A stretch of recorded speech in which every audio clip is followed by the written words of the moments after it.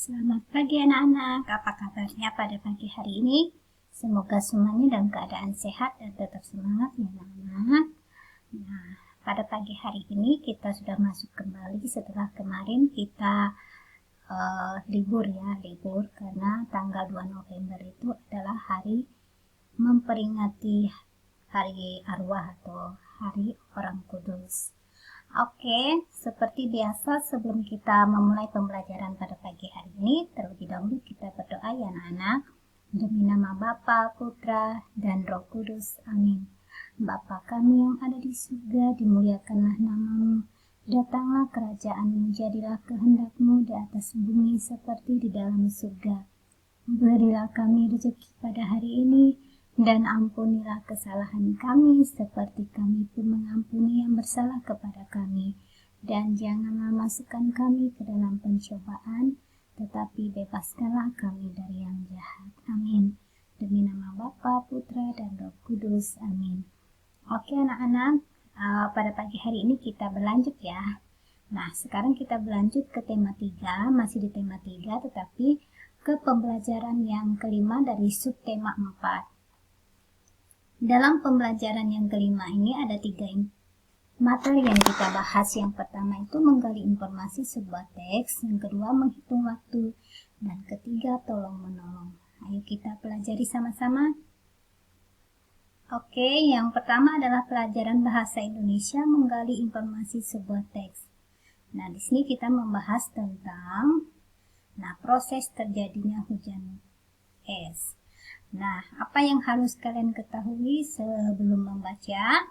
Nah, yang kalian harus ketahui adalah judulnya dan tema yang dipelajari. Nah, di sini kita lihat teks secara seksama ya, agar dapat menemukan informasi dari teks tersebut. Yang pertama adalah anak-anak harus membaca dengan teliti. Tulislah atau garis bawahi pokok-pokok dalam bacaan tersebut. Setelah itu, kalian dapat mengembangkan pokok-pokok dalam bacaan dengan bahasamu sendiri. Nah, setelah anak-anak sudah selesai membaca sebuah cerita atau teks yang singkat ya anak-anak, dan cari informasi penting apa yang sedang dibahas dalam teks tersebut. Nah, di sini contohnya adalah proses terjadinya hujan es. Nah, ini adalah teksnya ya anak-anak. Nah, hujan es adalah peristiwa jatuhnya butiran es ke permukaan bumi. Peristiwa hujan es diawali dengan menguapnya sumber air di permukaan bumi, seperti air sungai, danau, dan laut akibat dari panas matahari. Suhu di angkasa yang dingin mengakibatkan uap air mengalami pengembunan menjadi titik air yang makin lama makin besar dan berubah menjadi awan. Kemudian awan-awan tersebut bergerak sendiri-sendiri ke tempat yang berbeda-beda dengan bantuan angin, baik angin yang berhembus vertikal maupun horizontal. Lalu awan yang mengandung uap air tertiup dan sampailah pada tempat yang suhunya lebih dingin dan mencapai titik embun, lalu mengembun. Dan karena beratnya embun ini, maka turunlah menjadi titik-titik hujan. Ketika telah mengembun sudah menjadi air dan tertiup oleh angin yang naik di ketinggian yang memiliki temperatur di bawah titik beku. Embun akan berubah menjadi es yang akan jatuh ke bawah titik beku, dan embun tersebut akan berubah menjadi es yang akan jatuh ke bawah. Es tersebut jatuh dengan bentuk yang tidak rapi teratur, bisa seukuran kerikil, namun ada juga yang hingga ukuran atau seukuran kepalan tangan. Kepalan tangan tuh tangan ya.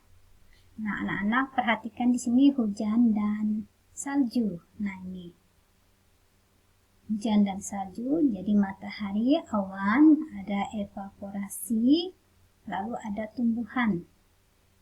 Nah, anak-anak perhatikan di sini sungai, ada air tanah, lalu garam, air laut. Nah, anak-anak perhatikan ya perubahannya. Nah, ini adalah teks yang kita bahas atau kita baca. Di sini tentang mengenai proses terjadinya hujan ya. Informasi apa yang penting di sini? Anak-anak bisa cari ya. Oke, sekarang pelajaran matematika tentang menghitung waktu. Hari Minggu, Denny menonton film pada pukul 7:15 dan berlangsung selama 2 jam 45 menit. Pada pukul berapa film berhenti? Nah, perhatikan ya. Jawab 2 jam ditambah 45 menit itu sama dengan 2 jam 45 menit. 2 jam 40 menit setelah pukul 7 adalah pukul 10. Jadi, hujan berhenti pada pukul 10 pagi. Nah, anak bisa menghitung ya, berapa jam seperti itu. Dan sekarang adalah pelajaran PPKN. Nah, tentang tolong menolong. Kita sebagai manusia adalah makhluk yang selalu memerlukan orang lain ya, karena kita adalah makhluk sosial. Kita tidak bisa hidup sendiri tanpa bantuan orang lain. Dimanapun hebatnya kita, tetap kita memerlukan orang lain, baik di lingkungan masyarakat, lingkungan sekolah maupun lingkungan keluarga. Nah, di sini adalah contoh menolong di lingkungan sekolah. Contoh tolong menolong di lingkungan sekolah ya. Yang pertama itu menolong teman yang kesulitan belajar. Nah, di saat ada teman-teman yang merasa kesulitan belajar, anak-anak bisa membantunya ya. Membantu kesulitan apa yang dia alami. Yang kedua, membantu guru menghapus papan tulis. Nah, saat guru sibuk di kelas, kamu bisa menolong atau membantu ibu guru menghapus papan tulis. Lalu yang ketiga, menolong teman yang jatuh. Nah, saat ada teman yang jatuh, naik atau turun tangga, kamu dapat membantunya untuk berdiri. Nah, seperti itu. Lalu yang kedua adalah contoh tolong menolong di lingkungan rumah. Apa saja? Yang satu, membantu ibu memasak. Nah, khususnya bagi anak perempuan biasanya lebih suka ya memasak. Nah, boleh membantu ibu jika ibu sedang repot. Dan anak laki-laki bisa membantu ayah membersihkan mobil atau motor di halaman rumah. Lalu yang B, membantu adik mengerjakan PR. Nah, saat adik merasa kesulitan atau tidak bisa mengerjakan PR, kamu dapat membantunya menjelaskannya supaya lebih mudah dimengerti oleh adikmu. Lalu yang C, membantu kakak membereskan kamar. Nah, setelah bangun pagi, apa yang harus anak-anak lakukan? Pasti dong membereskan tempat tidur ya. Nah, saat anak-anak melihat kakakmu sibuk membereskan kamar, kamu dapat membantunya melipat selimut atau merapikan bantal dan pinggir-pinggir ranjang atau kamar. D, membantu ayah mencuci motor sudah ya. Lalu yang ketiga ini adalah contoh tolong menolong di lingkungan masyarakat. Apa saja anak-anak? Nah, yang A, membantu tetangga yang ada hajatan.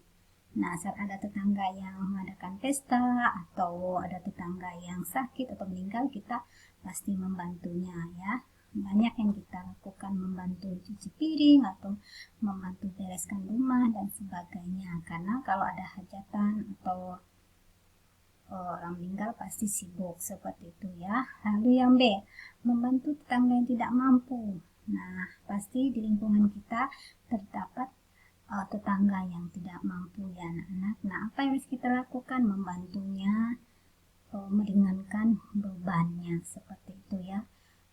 Memberi uang atau memberi makan kepadanya atau menyumbangkan sekelak pakaian atau obat-obatan dan sebagainya.